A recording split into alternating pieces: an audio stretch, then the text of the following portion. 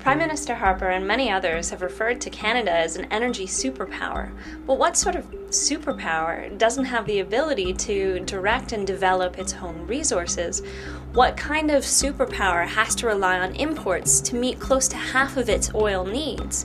What kind of superpower can't ensure the energy security of its people or stop environmental disasters on its territories?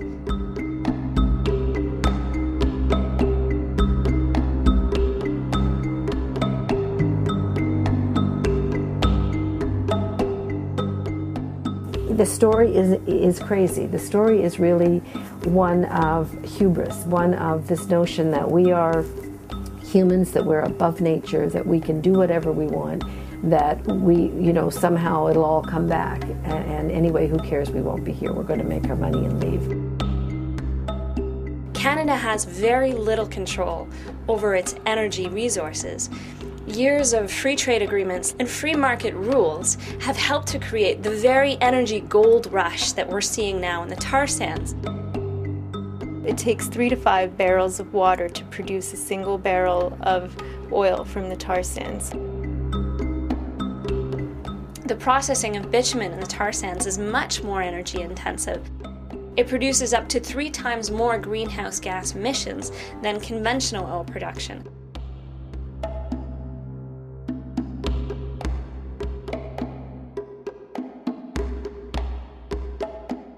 The Security and Prosperity Partnership has even called for a 5-fold increase of tar sands production.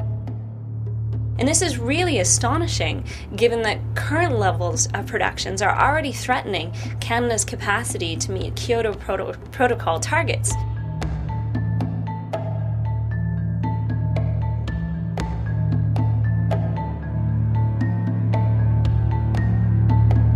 From the air, even 1,000 feet up, we were just absolutely smelling these horrible fumes. It was really, really dangerous for people to live in, dangerous for the workers.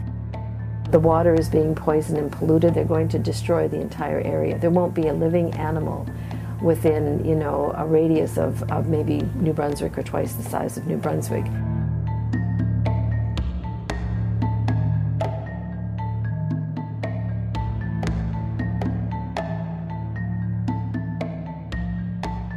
They hold the poison water in these huge holding tanks.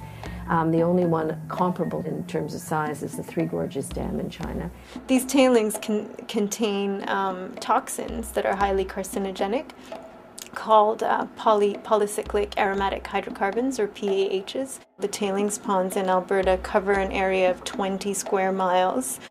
And when you fly over it, you see that these holding tanks are right on the Athabasca. This nonsense that they've been separated and what the government says it's all protected is just nonsense. One break and the Athabasca would be totally destroyed. These toxins have been found as far downstream as the Athabasca Delta.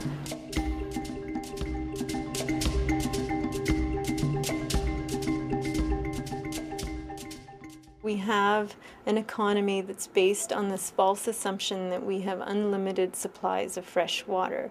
And the tar sands are a prime example of this. Currently, tar sands corporations are licensed to withdraw 2.3 billion barrels of water per year. That's actually twice the amount that's used by the entire city of Calgary.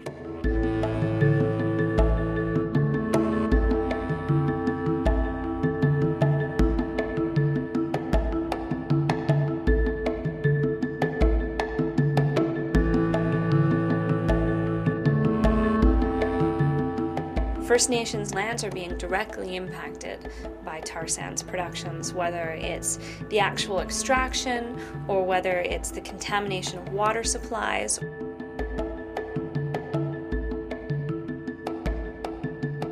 There are cancer clusters in these communities that are really disturbing. I mean, where do you find children with bile duct disease, for God's sake? These are children. There are fish that people are catching that have 2 mouths and 3 eyes. I mean, there's something profoundly wrong there. And it doesn't take a rocket scientist to figure that out. And why is the Canadian government not doing something? Why is the Alberta government not doing something about this? The kids are sick from cancer. The grandmothers are afraid. Mother Earth cannot continue to provide. They're funding and allowing the merchants of our death. It's murder. It's genocide. It's slow industrial genocide. We gotta change. We need a new paradigm. We need a sustainable energy strategy here in Alberta and through Canada that respects the rights of Mother Earth.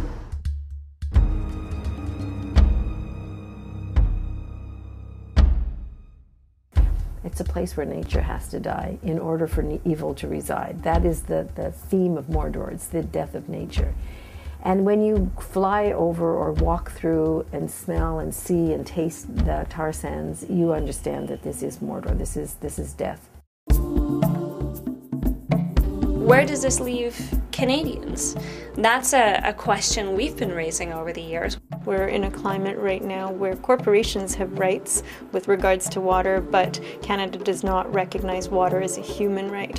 What we need is a Canadian energy strategy that will protect the environment and protect Canadians' energy security needs. We at the Council of Canadians are calling for a national water policy that recognizes water as a human right and that protects source water and essentially promotes public interest in the environment over the interests of corporations.